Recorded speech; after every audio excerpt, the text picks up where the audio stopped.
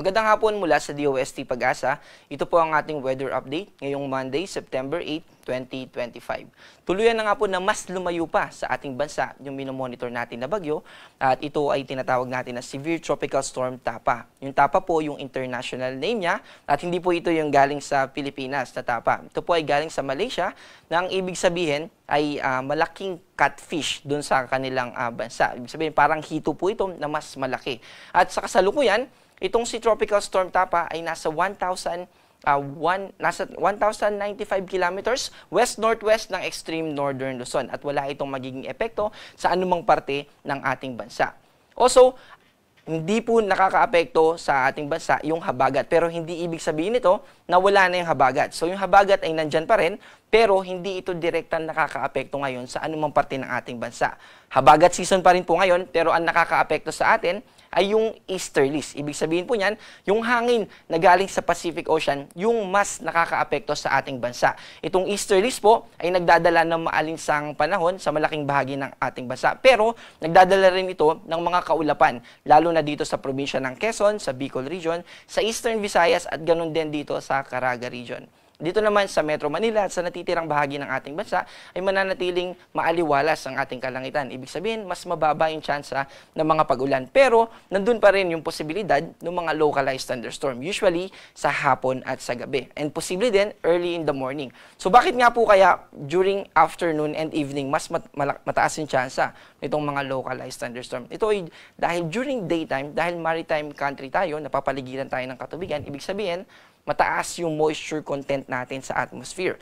At during daytime, kapag naaarawan yung kalupaan natin, dahil mainit yung hangin na yan, ay pupunta siya paakyat, papunta sa malamig na part ng atmosphere. Yung tinatawag po natin yon na updraft or evaporation. And then during daytime, tanghali, yung evaporation na yon, nagko-collect pa siya, naghihintay pa tayo na maging mature yon through condensation, ay mag-move po yung clouds na yun at nakadepende kung kailan siya magiging well-developed para mag-produce ng precipitation or ng mga pag-ulan. At usually, nagiging matured na yung kaulapan natin, convective clouds yung tawag natin, na magpaulan during afternoon and evening. Kaya mas tumataas yung tsansa ng mga localized thunderstorm, lalo na sa hapon at sa gabi.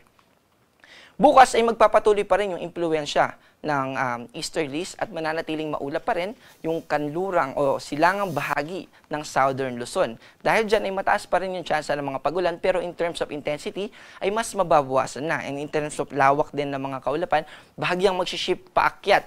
And then posible na rin na maging magkaroon ng bahagyang mas mataas na tsansa ng mga pagulan dito sa Aurora.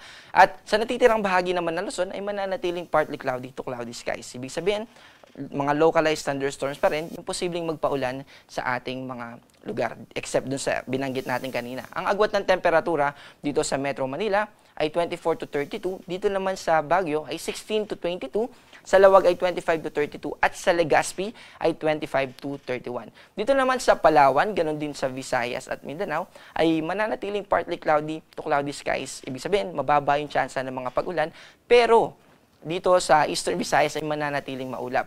At nandun pa rin yung posibilidad na makaapekto sa atin yung mga localized thunderstorm. By the way, yung mga localized thunderstorms na yan, kahit minuto hanggang oras lang yung tinatagal niya, posible pa rin na maging well-developed yung clouds na yan. At umaabot hanggang mga 2 hours yung tagal. At yung mga ganong well-developed na convective clouds ay posible pa rin na magdulot ng mga pagbaha at pagguho ng lupa. Kaya pinag-iingat pa rin natin yung ating mga kababayan. Also, mataas din yung tsansa na makaranas tayo ng mas malinsangang panahon.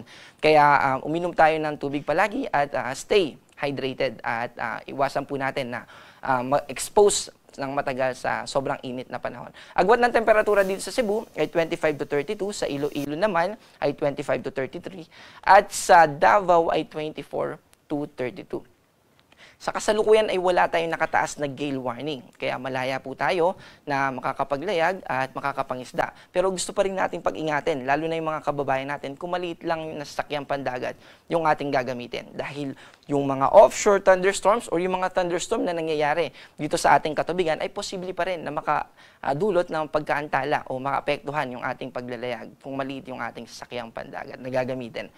Para sa ating 3-day weather outlook o yung inaasahan nating panahon sa susunod na 3 araw, simula Wednesday hanggang Friday, dito sa Metro Manila, Baguio at saka sa Legazpi, mananatiling maaliwalas yung ating kalangitan, maalinsangan, may kainitan. Pero nandun pa rin yung tsansa ng mga localized thunderstorms. Ganon din naman dito sa malaking bahagi ng Visayas at sa Mindanao. So itong mga karakteristik na ito, yung epekto ng easterlies kahit nasa habagat season tayo, ito po yung associated dito sa tinatawag natin na monsoon break. Also, kagabi po ay nangyari yung total lunar eclipse. Pero paano nga po kaya nangyayari to at bakit nagiging pula yung ating buwan? So, meron po tayong isa pang uri, no? Bukod dun sa lunar eclipse, meron din tayong solar eclipse.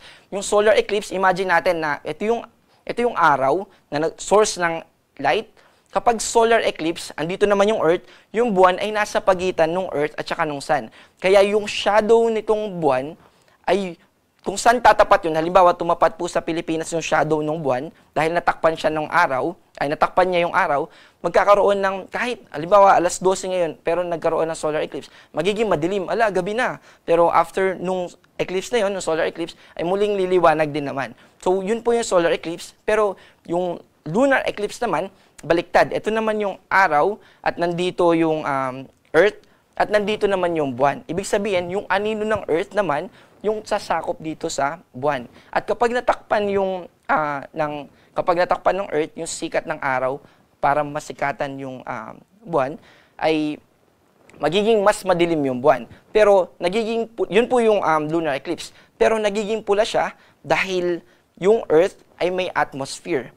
At yung atmosphere natin, ito yung may stratosphere, troposphere.